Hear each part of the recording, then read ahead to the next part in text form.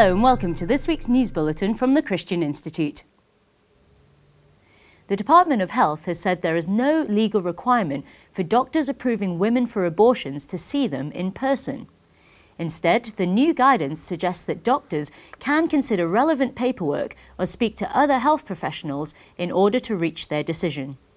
Under current abortion law, 2 registered medical practitioners must certify that they are of the opinion, formed in good faith, that at least one of the legal grounds for abortion exists. Josephine Quintavalli of the campaign group Comment on Reproductive Ethics criticised the new guidance. A telephone consultation to ensure authorisation, presumably with a pro-choice doctor, completely ignores the life-taking nature of abortion, makes a complete mockery of the original act, and would surely not be tolerated in any other branch of medicine. Anne Furedi, Chief Executive of the British Pregnancy Advisory Service, said this guidance endorses our practice at BPAS. The Tory MP, Adam Afriyie, has said that the Conservative Party will probably need to apologise for the way gay marriage was introduced if it's to reconnect with supporters. He made the comments following last week's local elections in which the Tories lost control of 11 councils and 168 seats. UKIP gained 128 seats, Labour gained 343, while the Liberal Democrats lost 261 seats. Writing on the Conservative Home website, Mr Afriyie, who voted against same-sex marriage, said, "The party establishment must reconnect with these supporters, and this will probably mean a swallowing of pride with a sincere apology for the way gay marriage was introduced." Earlier this year, the BBC's Question Time heard how the government had sidelined those who believe in traditional marriage.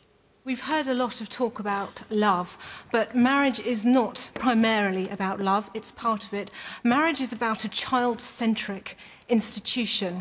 And what do you say when we have had the Coalition for Marriage have garnered over 660,000 signatures of people saying, we are really uncomfortable with this, we don't want this to come in, and the government has completely ignored a huge swathe of the population.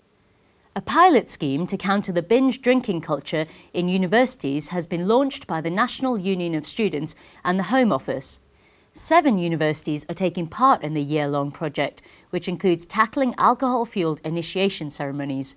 The universities taking part include Loughborough, Nottingham and Royal Holloway. NUS Vice President for Welfare, Colin Maguire, commented, "We hope that the work of the project will allow us to create a social norm of responsible consumption by students at the pilot institutions."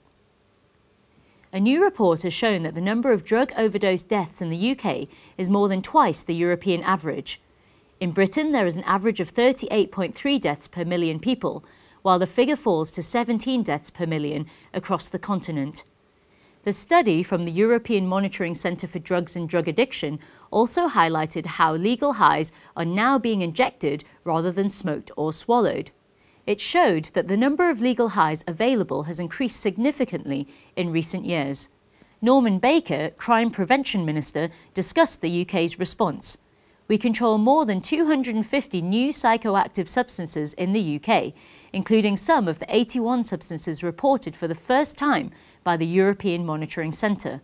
I have also set up an expert panel to consider how we can strengthen the UK's response and to ensure that those involved in breaking the law are brought to justice.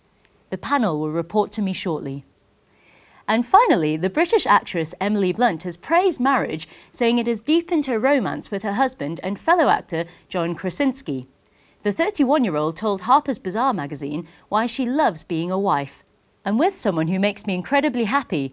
I'm not one of those people who subscribe to the idea that marriage takes the romance out of things. I think it gets better, it deepens." The actress, who gave birth to her first child in February, also told reporters her views on motherhood. "I think when you become a mother, you inherit a strength you're not even aware of. I know it's something John's mentioned to me. He thinks I'm so much stronger now." Well, that's all for this week. For more information and regular updates on all our stories, plus much more, visit our website at christian.org.uk. Until next time, goodbye.